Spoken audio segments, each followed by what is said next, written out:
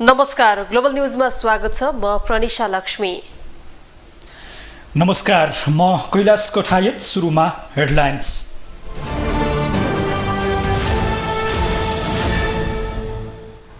नागरिकता विधेयक कार्यान्वयन हुने बाटो खुल्यो। सर्वोच्चले दिएन अन्तरिम आदेशलाई निरन्तरता। जन्मका आधारमा नागरिकता लिएकाले वंशजको आधारमा नागरिकता पाउने। अदालत र नेपाल सरकार नै भारतको गुलाम भएको काठमाडौँका मेयर बालन शाहको आरोप। भारतीय चलचित्र प्रदर्शन नरोक्न उच्च अदालतको आदेश नमान्ने। समाज परिवर्तनको लागि तयार भएको कुरा मतपत्रमा जाहेर हुन थालेको राष्ट्रिय स्वतन्त्र पार्टी सभापति लामिछानेको भनाई। जनअपेक्षा अनुसार काम गर्न राष्ट्रिय स्वतन्त्र पार्टीलाई अन्य दलको सुझाव। चिनिया राष्ट्रपतिलाई तानाशाह भनेको भोलिपल्टै अमेरिकी राष्ट्रपतिले भारतीय प्रधानमन्त्रीलाई दिए न्यानो आतिथ्यता। मोदीले अमेरिकी संसदमा सम्बोधन गर्ने। र आइसिसी एक दिवसीय विश्वकप क्रिकेट छनौटमा वेस्ट इन्डिजले नेपाललाई दियो 340 रनको विशाल लक्ष्य। जवाफी ब्याटिङ गर्दै नेपाल दबावमा।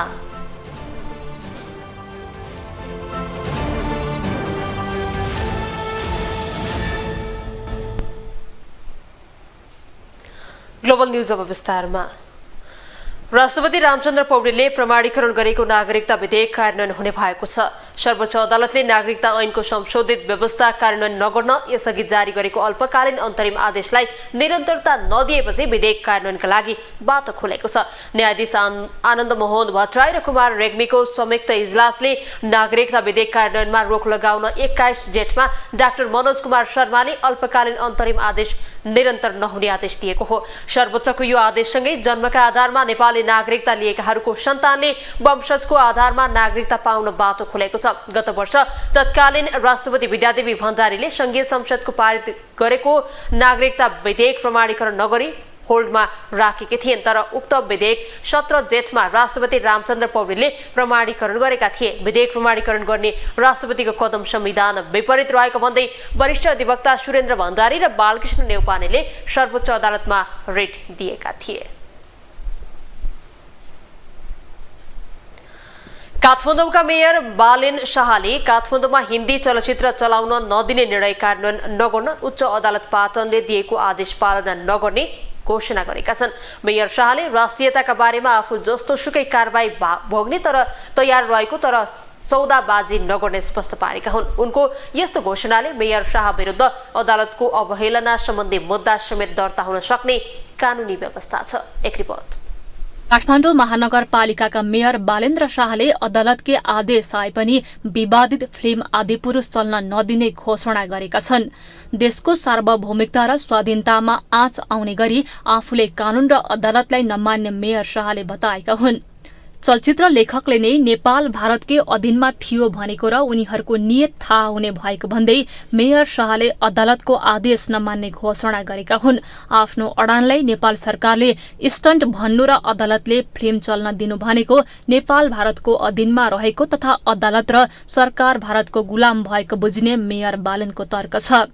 रामायणको कथामा आधारित भनिएको फिल्म आदिपुरुषमा सीता भारतमा जन्मिएको विषय समावेश गरेको दावी गरिएको छ।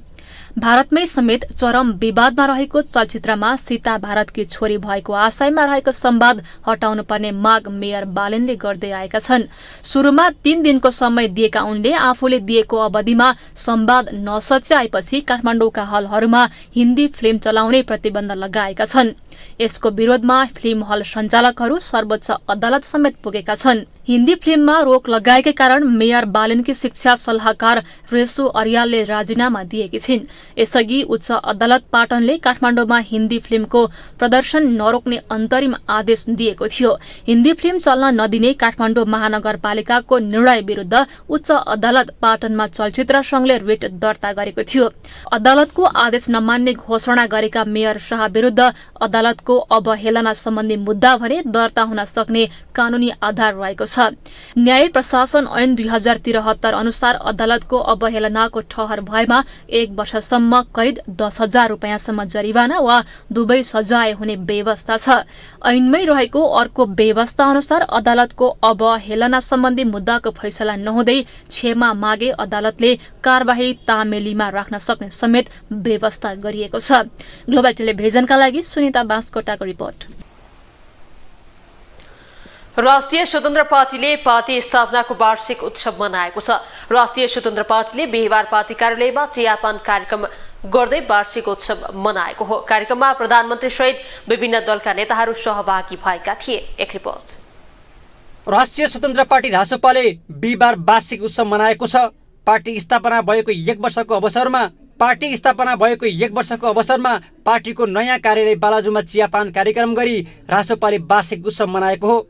रासपाको चियापान कार्यक्रममा स्वतन्त्र उम्मेद्वारदेखि अन्य दलका शीर्ष नेताहरू समेत उपस्थिति थिए। प्रधानमन्त्री पुष्पकमल दाहाल, सभामुख देवराज घिमिरे, राष्ट्रिय प्रजातन्त्र पार्टीका अध्यक्ष राजेन्द्र लिङदेन, राष्ट्रिय प्रजातन्त्र पार्टी नेपालका अध्यक्ष कमल थापा, नेकपा एकीकृत समाजवादीका अध्यक्ष माधव कुमार नेपाल, माओवादी केन्द्रका नेताहरूदेखि एमाले अध्यक्ष केपी शर्मा ओली समेत चियापान कार्यक्रममा सहभागी भएका छन्।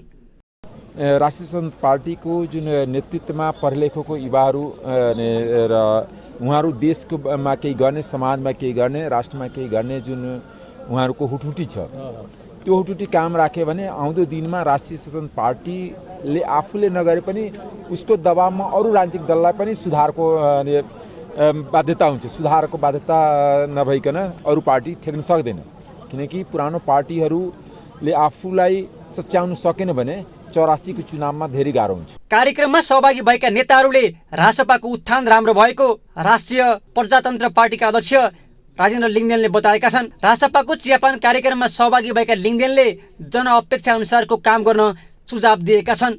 राष्ट्रिय स्वतन्त्र पार्टी नेपालको कान्छो राजनीतिक पार्टी, उसले आफ्नो स्थापनाको छोटो समयमै आकारको हिसाबले ठुलो प्रगति गरेको छ। उसलाई मेरो शुभकामना छ। यति नै। जनताको हामीप्रति राष्ट्रिय स्वतन्त्र पार्टी र अहिलेको राष्ट्रिय प्रजातन्त्र पार्टी पनि भनिन्छ, अहिलेलाई नवीन राष्ट्रिय प्रजातन्त्र पार्टीको रूपमा हामीले केही प्रयासहरू गरिरहेका छौँ। हामीप्रति जनताको ठुलो आशा र भरोसा छ र जनताले हामीलाई होसियारीपूर्वक हेरिराखेको छ र हाम्रो ठुलो कर्तव्य छ। देशका प्रति हाम्रो जिम्मेवारी छ। हामीले मिलेर काम गर्नुपर्छ। रासपाका नेताहरूले जनताको पीडामा मलम लगाउने गरी काम गर्न आफूहरू तयार रहेको बताएका छन्। सरकारमा भएर हामीले धेरै काम गर्न सक्छौँ कि भन्ने हाम्रो चाहिँ विश्वास थियो। त्यो अनुसारले सरकारमा गयौँ। न्यूनतम साझा कार्यक्रममा राष्ट्रिय स्वतन्त्र पार्टीका धेरै बाचापत्रमा भएका कुराहरू पनि समेटिएका थिए। तर त्यो अनुसारले पछि सरकारले व्यवहार नगरेको भन्ने अनुभूति भइसके पछाडि हामी पुनः प्रतिपक्षमै फर्क्यौँ। अहिले प्रतिपक्षमा बसेर निरन्तर रूपमा एउटा सकारात्मक प्रतिपक्षी यहाँहरूले हाम्रो सदनको प्रस्तुति हेर्नुभयो भनेदेखि व्यक्तिगत छेडखानी, पार्टीगत छेडखानी भन्दा पनि विशेष गरी मुद्दासँग केन्द्रित भएर सरकारलाई रचनात्मक प्रतिपक्षको रूपमा हामीले सुझावहरू दिइरहेका छौँ, खबरदारीहरू गरिरहेका छौँ। र आजको दिनसम्म फर्केर हेर्दाखेरि यो उथलपुथलको बिचमा जति पनि घटनाक्रमहरू भए यसमा हामी विचलित नभइकन अगाडि बढेको एउटा आत्मविश्वास राखेको एउटा कुरा चाहिँ के हो भने हामीले बनाउनु पर्नेछ। यसअघि भएको पत्रकार सम्मेलनमा सभापति लामिछानेले आगामी चुनावमा बहुमत ल्याउने दावी गरेका छन्। जनचाहना अनुसार पार्टी सञ्चालन गर्ने बताएका लामिछानेले स्थानीय स्तरबाट संगठन निर्माणको काम सुरु भएको जानकारी दिएका छन्। अत्यन्त सकारात्मक, अत्यन्त ऊर्जावान, नेपाली जनताले एउटा आशा र भरोसाका रूपमा हेरेको यात्राको रूपमा मैले पाएको छु। सुरुवात गर्दाखेरि हामीलाई विश्वास त थियो, तर त्यो विश्वास मतमा बदलिन्छ कि बदलिँदैन भन्ने कुराको त्यति धेरै एक्का थिएन। समाजले परिवर्तन खोजेको छ भन्ने कुराको जानकारी त विभिन्न माध्यमबाट हामीलाई थियो, तर साँच्चै नै समाज अब चाहिँ परिवर्तनका लागि तयारै भएको हो र त्यो तयार भएको कुरा मतपत्रबाट नै जाहेर गर्छ भन्ने कुराको चाहिँ एउटा स्पष्ट सङ्केत हाम्रो भाषामा घन्टी बजि नै सकेको छ। त्यसले गर्दा यो 1 वर्षको यात्रा अत्यन्त सौहार्दपूर्ण रह्यो। यसलाई अत्यन्त सकारात्मक रूपमा हेरेको जानकारी गराउँछ। यता रासपाको चियापान कार्यक्रममा उपस्थित नेताहरूले घन्टी बजाएर शुभकामना दिएका थिए। वार्षिक उत्सवकै दिन पूर्व ब्याङ्कर अनिल केसरी शाह राष्ट्रिय स्वतन्त्र पार्टीमा प्रवेश गरेका छन्। सभापति लामिछानेले वार्षिक उत्सवको अवसरमा 7 प्रदेशमा 77 वटै जिल्लामा 77 पटक घन्टी बजाएर एकीबद्धता जनाउन पनि आग्रह गरेका छन्। ग्लोबल टेलिभिजनका लागि क्यामेरामा निर्मल तिमिल सेनाका साथमा सूर्य भट्टराई, काठमाडौँ। राष्ट्रिय स्वतन्त्र पार्टी स्थापनाको 1 वर्ष पूरा भएको छ। गत वर्ष असार 7 गते पत्रकारिता छोडेर रवि लामिछानेले राष्ट्रिय स्वतन्त्र पार्टीको स्थापना गरेका थिए। पार्टी स्थापनाको छोटो समयमै नेपाली राजनीतिमा स्थापित भएको राष्ट्रिय स्वतन्त्र पार्टीले 2084 सालको आम चुनावमा बहुमत ल्याउने दावी गरेको छ। एक रिपोर्ट। गत वर्ष मङ्सिरमा भएको आम चुनावबाट नेपाली राजनीतिमा जबरजस्त उदाएको राष्ट्रिय स्वतन्त्र पार्टी रासपालाई 1 वर्ष पुगेको छ। टेलिभिजन पत्रकारिताबाट चर्चा कमाएका रवि लामिछानेले गत वर्ष असार 7 गते रासपाको गठन गरेका थिए। त्यसयता 1 वर्षको अवधिमा रासपाले नेपाली राजनीतिमा पाएको उचाइ अविश्वसनीय छ। गत वर्ष मङ्सिरमा भएको चुनावमा जबरजस्त नतिजा ल्याएको रासपा अहिले प्रतिनिधि सभामा चौथो ठूलो दल छ। प्रतिनिधि सभामा 13 समानुपातिक र 9 प्रत्यक्ष गरी 22 सांसद रासपासँग छन्। रासपाले गत वैशाख 10 मा भएको प्रतिनिधि सभाको उपचुनावमा पनि जबरजस्त जित निकाल्यो। पार्टी सभापति लामिछानेले चितवन 2 बाट उपचुनाव जिते भने कांग्रेस छोडेर रासपा प्रवेश गरेका डाक्टर स्वर्णिम वाग्लेले तनहुँ 2 बाट चुनाव जिते। पार्टी स्थापनाको 1 वर्षको अवधिमा रासपाले सत्ताको अनुभव समेत लिएको छ। पार्टी सभापति लामिछानेको नेतृत्वमा रासपा प्रधानमन्त्री पुष्पकमल दाहाल नेतृत्वको सरकारमा सहभागी भएको थियो। पछि सभापति लामिछानेको नागरिकता प्रकरणले रासपा सरकारबाट बाहिरिएको थियो। राजनीतिमा पछिल्लो 1 वर्षको अवधिमा रासपाले पाएको उचाइले स्वयं सभापति लामिछाने पनि मक्ख छन्। अत्यन्त सकारात्मक, अत्यन्त ऊर्जावान, नेपाली जनताले एउटा आशा र भरोसाका रूपमा हेरेको यात्राको रूपमा मैले पाएको छु। सुरुवात गर्दाखेरि हामीलाई विश्वास त थियो, तर त्यो विश्वास मतमा बदलिन्छ कि बदलिँदैन भन्ने कुराको त्यति धेरै हेक्का थिएन। समाजले परिवर्तन खोजेको छ भन्ने कुराको जानकारी त विभिन्न माध्यमबाट हामीलाई थियो, तर साँच्चै नै समाज अब चाहिँ परिवर्तनका लागि तयारै भएको हो र त्यो तयार भएको कुरा मतपत्रबाट नै जाहेर गर्छ भन्ने कुराको चाहिँ एउटा स्पष्ट सङ्केत हाम्रो भाषामा घन्टी बजि नै सकेको छ। त्यसले गर्दा यो 1 वर्षको यात्रा अत्यन्त सौहार्दपूर्ण रह्यो। यसलाई अत्यन्त सकारात्मक रूपमा हेरेको जानकारी गराउँछ। त्यसो त 1 वर्षको अवधिमा रासपाले आलोचनाको पनि शिकार हुनु पर्यो। पार्टी गठन भएको 1 वर्षसम्म पनि पार्टीको वैचारिक र सैद्धान्तिक कार्यदिशामाथिको अन्योलता रासपाले चिर्न सकेको छैन। एकातिर राजनीतिक उपलब्धिको रमझम र अर्कोतिर विवादको झमेलाका बीच रासपाले 1 वर्ष पार गरेको हो। गत फागुनमा भएको राष्ट्रपति र उपराष्ट्रपतिको निर्वाचनमा ढुलमुले नीति लिएको आरोप रासपामाथि छ। यस्तै उपनिर्वाचन अघि 2.5 करोड रुपैयाँको काण्डले रासपामा हलचल मच्चाएको थियो। मन्त्रीका लागि लामिछानेको कोर टिमले 2.5 करोड मागेको भन्दै समानुपातिक सांसद ढाका कुमार श्रेष्ठले मेडिकल व्यवसायी दुर्गा प्रसाईसँग गरेको कुराकानी सार्वजनिक भएको थियो। त्यसपछि रासपाले ढकाललाई पार्टीबाट निकाल्नु पर्यो। अहिले उनको ठाउँमा विन्ध्यवासिनी कंसाकार सांसद बनेकी छन्। अहिले यो काण्ड सेलाएको छ। रासपाले पहिलो स्थापना दिवसको अवसरमा पार्टी कार्यालय परिवर्तन गरेको छ। वसुन्धरा स्थित पार्टी कार्यालय सानो भएपछि रासपाको कार्यालय असार 6 गतेबाट औपचारिक रूपमा बालाजुमा सरेको छ।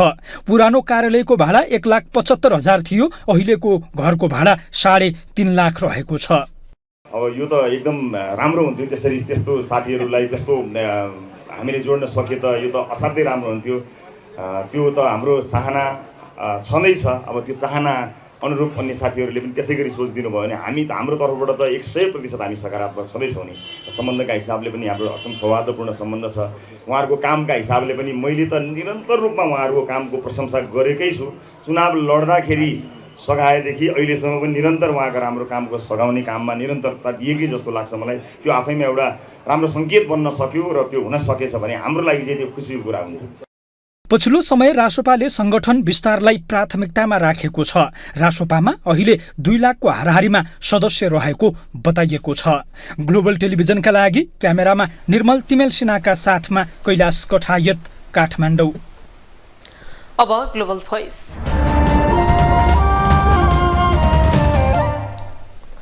राष्ट्रिय स्वतन्त्र पार्टीले 1 वर्ष समय बिताएको छ। 1 वर्षको अवधिमा सर्वसाधारणमाथि धेरै नै आशा जगाएको यो पार्टी स्थापना भएको 7 महिनामा नै संसदको चौथो दलको रूपमा पनि स्थापित भइसकेको छ।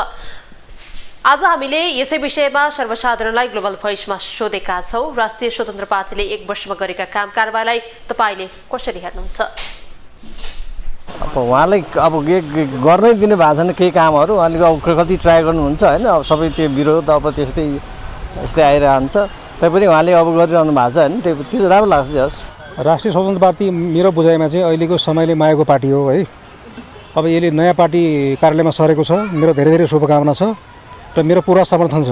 धेरै राम्रो लागिरहेछ। 6 महिनामा उहाँहरूले 21वटा सिट हासिल गर्न सफल हुनुभयो। म उहाँहरूलाई धेरै धेरै धन्यवाद दिन चाहन्छु। र यो पाठ अरू पार्टीहरूले जस्तै काङ्ग्रेस, माओवादी, एमाले, अन्य पार्टीहरूले पनि उहाँहरूको पाठ सिकिरहन आवश्यक छ अहिलेको परिवेश राजनीतिकमा। काम त अब खै के गरे हन् र होइन। अब त्यही रवि लामिछानेले चाहिँ अलिकति पहिल्यैदेखि राम्रो काम गरे हुनाले मात्रै हो, नभए त खै मैले त त्यस्तो राम्रो काम गरे त त्यस्तो देखाएको छैन। प्रधानमन्त्री तथा नेकपा माओवादी केन्द्रका अध्यक्ष पुष्पकमल दाहाल प्रचण्ड र नेकपाका महासचिव नेत्र विक्रम चन्द बीच भेट बाक्लिएको छ।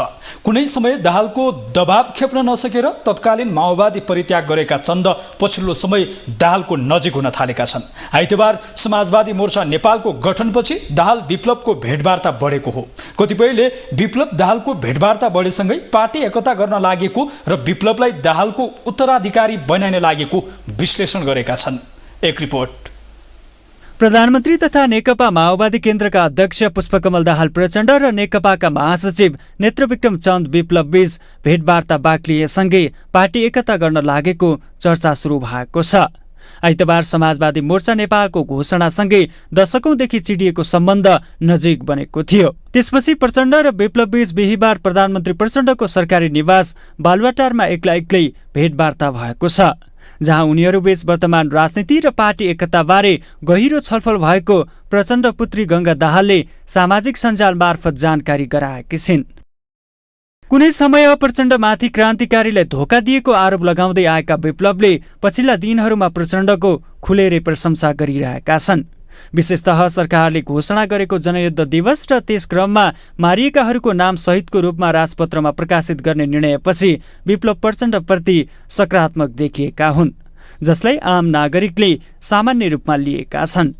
यो खासमा प्रचण्ड र हाम्रो विप्लवको जुन फेरि समझदारीता भएर एक हिसाबले अगाडि बढ्ने जुन हो हल्ला चलिरहेको छ, या समाजवादी मोर्चा भनेर जुन विभिन्न ती पुरानै व्यक्तिहरू एक आपसमा मिलेर अगाडि बढ्ने जुन कुरो भइरहेको छ, यो खास कुनै नौलो कुरो होइन र नेपाली राजनीतिमा नौलो घटना पनि होइन।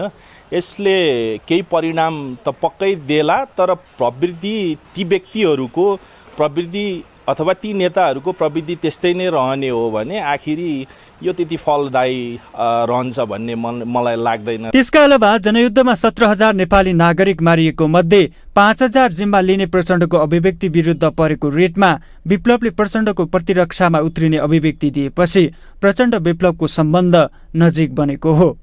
राजनीतिक वृत्तको चर्चालाई आधार मान्ने हो भने प्रचण्डले विप्लवलाई आफ्ना उत्तराधिकारीका रूपमा हेरेको र विप्लवले समेत प्रचण्डले महासचिव पद दिए पार्टी एकता गर्न तयार रहेको बुझिएको छ। माओवादीभित्र प्रचण्डको उत्तराधिकारीको खोजी भइरहेका बेला पार्टी एकतामा विप्लवले ग्रिन सिग्नल दिनुले समेत उक्त हल्लालाई पुष्टि गर्दछ। त्यसका अलावा माओवादी छिन्नभिन्नपछि कसैको भलाइ नभएको भान माओवादी घटकहरूमा पर्दै जानु पनि माओवादी एकताको प्रमुख कारक हो। विप्लव नेतृत्वको माओवादी पार्टी जो छ नेकपा, उहाँहरूको बिचमा र हाम्रो पार्टी नेकपा माओवादी केन्द्रको बिचमा लामो समयदेखि नै हाम्रो चाहिँ अन्तरङ्ग छलफल भइरहेको छ र हामी पार्टी एकीकृत गरेर अगाडि किन नबढ्ने, एउटै पार्टी बनाएर अगाडि किन नबढ्ने भन्ने बारेमा नै छलफल भएको छ। हामीले यति बेला अहिले उहाँहरूसँग गरेको छलफल के हो भन्दाखेरि हाम्रो माओवादी आन्दोलनका जुन उपलब्धिहरू हुन्छन् नि, हामीले लडेर कुर्बानी गरेर बलिदानी गरेर हामीले जहाँसम्म यो मुलुक यहाँ पुर्याएका छौँ नि, र दलाल पुँजीवादलाई कसरी चाहिँ निस्तेज गर्ने, राष्ट्रिय पुँजीको कसरी विकास गर्ने, होइन हामी समाजवादी क्रान्ति कसरी, समाजवादी क्रान्ति माओवादीकै नेतृत्वमा सम्भव छ भन्ने हाम्रो निष्कर्ष छ। तत्कालीन समयमा 10 वर्ष सशस्त्र द्वन्द्व र 62-63 को जनआन्दोलनमा सहयात्री बनेर 2064 को चुनावमा बहुमत सहितको पार्टी बनाएका यी दुई बीच पछि पानी बाराबारको स्थिति बनेको थियो। प्रचण्ड जनयुद्धको भावना विपरीत राजनीतिमा लागेको भन्दै मोहन वैद्य किरणले पार्टी फुटाएपछि विप्लव वैद्यसँग जोडिएका थिए।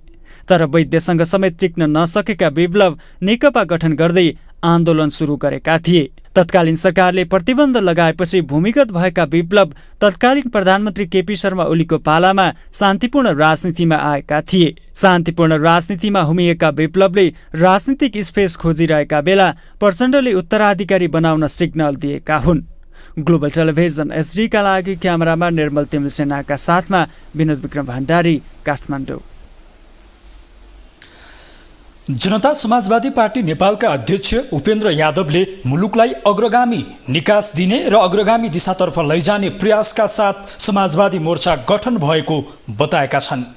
पार्टी केन्द्रीय कार्यालयमा आयोजित पत्रकार सम्मेलनमा उनले विगतका कमी कमजोरीहरूलाई सच्याएर देखा परेका राष्ट्रिय मुद्दाहरूलाई सम्बोधन गर्दै मुलुकलाई सुशासन, स्थिरता, विकास र समृद्धिका लागि मोर्चा गठन भएको बताए। उनले आदिवासी मधेसी मुद्दाहरू सम्बोधन गर्दै मुलुकलाई अग्रगामी निकास दिने लक्ष्य रहेको पनि बताएका छन्। समाजवादी मोर्चाले निश्चित रूपमा विगतका कमी कमजोरीहरूलाई सच्याउँदै देखा परेका राष्ट्रिय मुद्दाहरूलाई सम्बोधन गर्दै मुलुकलाई सुशासन, स्थिरता, विकास र समृद्धिका साथसाथै सामाजिक न्यायको सँगै यी जुन राष्ट्रिय मुद्दाहरू छन् मधेसी समुदाय, आदिवासी जाति लगायतका ती मुद्दाहरूलाई सम्बोधन गर्दै मुलुकलाई अग्रगामी निकास दिने र अग्रगामी दिशातर्फ लैजाने प्रयास गर्नका लागि नै त्यो निर्माण भएको हो। अध्यक्ष यादवले सरकारले ल्याएको आगामी आर्थिक वर्षको बजेट गठबन्धनका दलहरूसँग छलफल नै नगरी ल्याइएकाले यथास्थितिमा बजेट पारित नहुने बताए। सरकारले बजेट सच्याएर ल्याएपछि मात्रै संसदबाट पास हुने बताउँदै उनले बजेटमा न्यायोचित वितरण नभएको पनि बताएका छन्।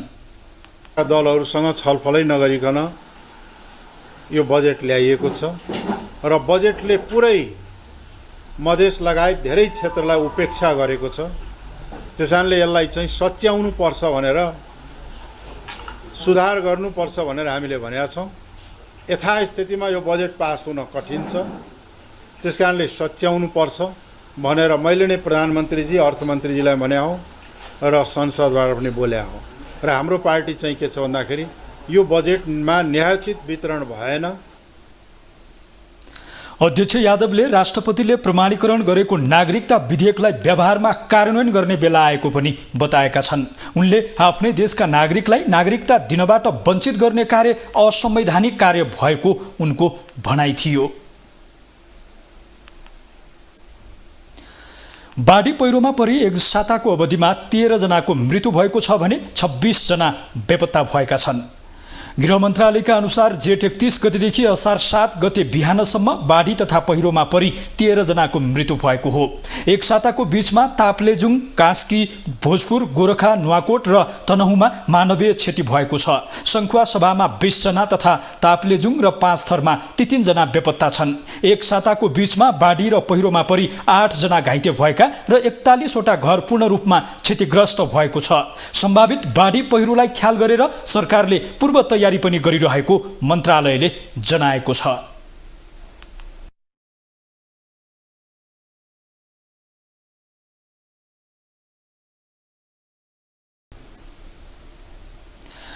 उपप्रधान एवं गृहमन्त्री नारायण काजी श्रेष्ठले विपद व्यवस्थापनका लागि सरकारले देशभरका 11 स्थानमा मानवीय सहायता स्थल र आपतकालीन भण्डारणको स्थापना गरेको बताएका छन्। दिगो विकास तथा सुशासन समितिको बैठकमा उनले विपद व्यवस्थापनका लागि सरकारले 23 वटा इन्फेटेबल डुङ्गा र 5 वटा इन्जिन सहितको डुङ्गा तयारी अवस्थामा राखिएको बताएका हुन्। उनले आवश्यक पर्ने विभिन्न प्रकारका खोज तथा उद्धार सामग्री, एम्बुलेन्स, बस, सामान्य एम्बुलेन्स, अग्नि नियन्त्रण यन्त्र सहितका सामग्री खरिद गरी जिल्ला सुरक्षा परिषदमा पठाइसकिएको पनि बताएका छन्। उनले एउटा MI-17 र एक स्काई ट्रक भरतपुरमा किनेर पठाउने तयारी गरिरहेको पनि जानकारी दिए। कमान्ड पोस्ट गठन गरिएको छ। त्यसैगरी हामीले सुरक्षा निकायहरूलाई सबैतिर यो परिचालन गर्नका निम्ति समन्वयात्मक परिचय तयारी अवस्थामा रहन जिल्ला प्रशासन कार्यालय, जिल्ला स्तरीय विपद व्यवस्थापन समितिलाई निर्देशन दिएका छौँ। हरेक सुरक्षा निकायले यस सम्बन्धमा आफ्नो ट्रेन टुकडी जिल्ला जिल्लामा तयार गरेर राखेको छ र अहिले 11 स्थानहरूमा हामीले यो मानवीय सहायता उपलब्ध गराउनको निम्ति मानवीय सहायता स्थल आपतकालीन भण्डारणको स्थापना गरिएको छ। त्यसलाई विस्तार गर्दै लगिनेछ। अहिले 23 वटा चाहिँ हामीले इन्फेक्टेबल ढुङ्गा र 5 वटा इन्जिन सहितको ढुङ्गा पनि हामी तयारी अवस्थामा राखेका छौँ। मन्त्री श्रेष्ठले विपद व्यवस्थापनका लागि सरकारले मनसुन अवधिका लागि कमान्ड पोस्ट गठन गरेको पनि बताएका छन्।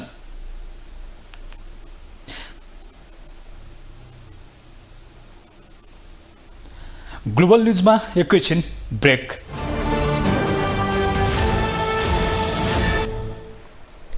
अब बाँकी न्यूज। काठमाडौँ महानगरपालिकाका मेयर बालन शाहले आगामी आर्थिक वर्षको नीति तथा कार्यक्रम प्रस्तुत गरेका छन्। नीति तथा कार्यक्रममा काठमाडौँ महानगरपालिकाले चालु आर्थिक वर्षमा गरेका काम समेत समावेश गरिएको छ। महानगरपालिकाले आगामी साउन 1 गतेदेखि प्लास्टिक प्रयोगमा प्रतिबन्ध ल्याउने विषय समेत नीति तथा कार्यक्रममा समावेश गरेको छ। एक रिपोर्ट।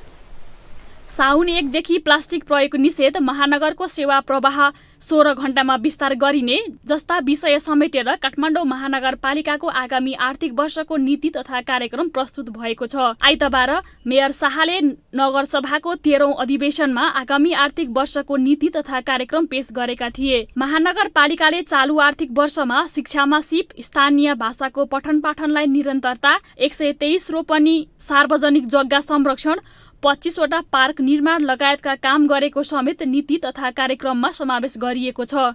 त्यस्तै 1700 सडक बत्ती जडान, 1500 मिटर पैदल मार्ग निर्माण, 42 किलोमिटर सडक कालोपत्रे गरेको विषय समेत नीति तथा कार्यक्रममा समेटिएको छ। कम्तीमा 5000 नयाँ रोजगारीको सिर्जना, अर्गानिक खाद्य तथा तरकारी आत्मनिर्भर बनाउन सहयोग, सबै सडक कालोपत्रे गर्ने, खाल्टाखुल्टी रहित बनाउने, कम्तीमा 1 लाख बिरुवा रोप्ने कार्यक्रम नीतिमा समेटिएका छन्।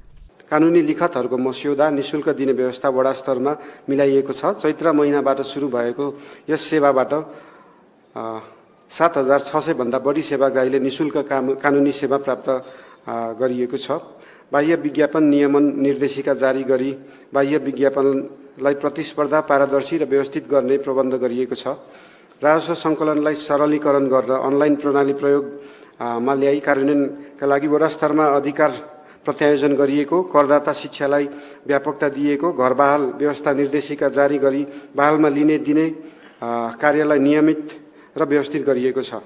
त्यस्तै वन स्टप सर्भिस सेन्टरमा आधारित यातायात प्रणालीमा सञ्चालन गर्ने, परम्परागत खाद्य तथा पेय पदार्थको ब्रान्डिङ गरेर निर्यात गर्ने, अधिकतम जनसङ्ख्या लाभान्वित हुने 3 वर्षभित्र निर्माण सम्पन्न हुने 10 वटा महानगर गौरवका योजना सञ्चालन गर्ने समेत महानगरको योजनामा छ। गरी खाने शिक्षा, महानगरको इच्छा 1 विद्यालय 1 नर्स, 1 विद्यालय 1 सामाजिक सहजकर्ता, सुलभ स्वास्थ्य सेवा, नागरिकलाई टेवा, सुलभ फार्मेसी, सुन्दर महानगर, उज्यालो सहर, मेरो महानगरको नीति तथा कार्यक्रममा समावेश गरिएको छ। 1 टोल 1 खेलकुद पूर्वाधार, डुबान समाधान, सुशासनका लागि अनलाइन सेवासहित मिसन 2100 कार्यनीति महानगरको आर्थिक वर्ष 2080-81 को वार्षिक नीति तथा कार्यक्रममा समेटिएका छन्। ग्लोबल टेलिभिजनका लागि जुनिसा कोइराला, काठमाडौँ। अब इन्टरनेसनल न्यूज।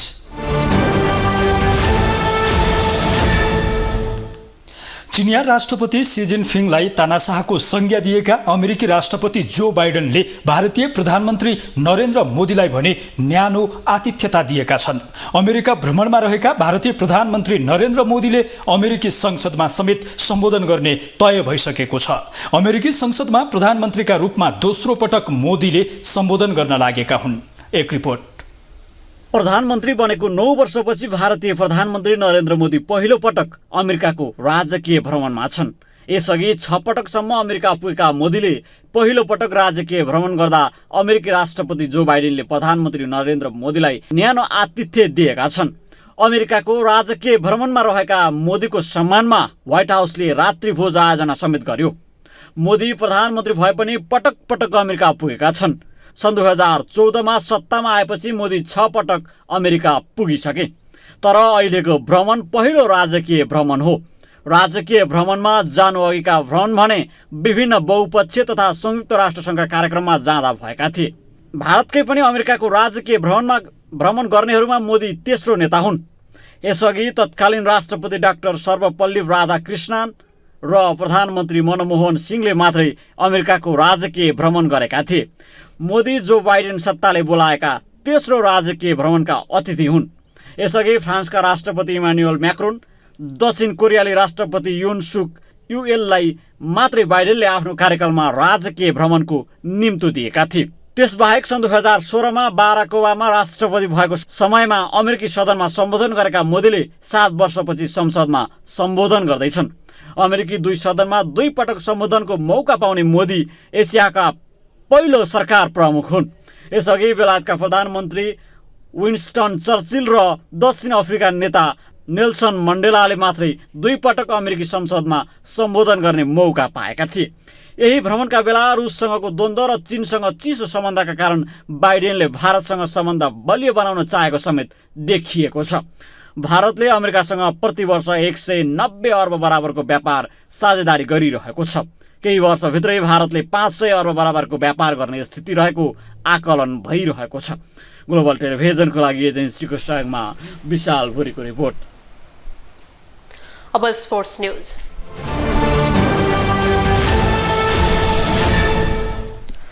आईसीसी एकदिवसीय विश्वकप छनौट अन्तर्गत वेस्ट इन्डिज विरुद्ध 340 रनको लक्ष्य पछ्याएको नेपालको 6औं विकेट भएको छ।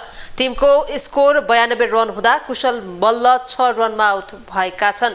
उनलाई अकिल होसिनले केयू कार्टीको हातबाट क्याच आउट गराए। यसअघि कप्तान रोहित कुमार पौडेल 30, आसिफ शेख 28, भीम सार्की 2 तथा कुशल भर्तेल 5 रनमा आउट भएका थिए। यो समाचार तयार पार्दासम्म आफ्ना 5 जना ब्याटर आउट भएपछि नेपाल दबावमा परेर खेलिरहेको छ।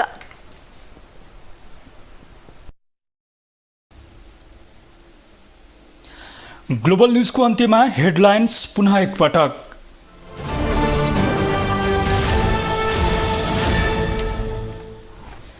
नागरिकता विधेयक कार्यान्वयन हुने बाटो खुल्यो। सर्वोच्चले दिएन अन्तरिम आदेशलाई निरन्तरता। जन्मका आधारमा नागरिकता लिएकाले वंशजको आधारमा नागरिकता पाउने। अदालत र नेपाल सरकार नै भारतको गुलाम भएको काठमाडौँका मेयर बालेन शाहको आरोप। भारतीय चलचित्र प्रदर्शन नरोक्न उच्च अदालतले दिएको आदेश नमान्ने। समाज परिवर्तनका लागि तयार भएको कुरा मतपत्रमा जाहेर हुन थालेको रासोपा सभापति रवि लामिछानेको भनाई। जनअपेक्षा अनुसार काम गर्न रासोपालाई अन्य दलको सुझाव। चिनिया राष्ट्रपतिलाई तानाशाह भनेको भोलिपल्टै अमेरिकी राष्ट्रपतिले भारतीय प्रधानमन्त्रीलाई दिए न्यानो आतिथ्यता। मोदीले अमेरिकी संसदमा सम्बोधन गर्ने। र आईसीसी एकदिवसीय विश्वकप क्रिकेट छनौटमा वेस्ट इन्डिजले नेपाललाई दियो 340 रनको विशाल लक्ष्य। जवाफी ब्याटिङ गर्दै नेपाल दबावमा।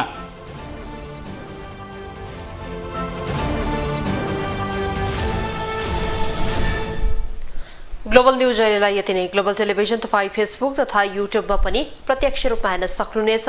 ग्लोबल टेलिभिजन हेर्दै गर्नुहोला। नमस्ते।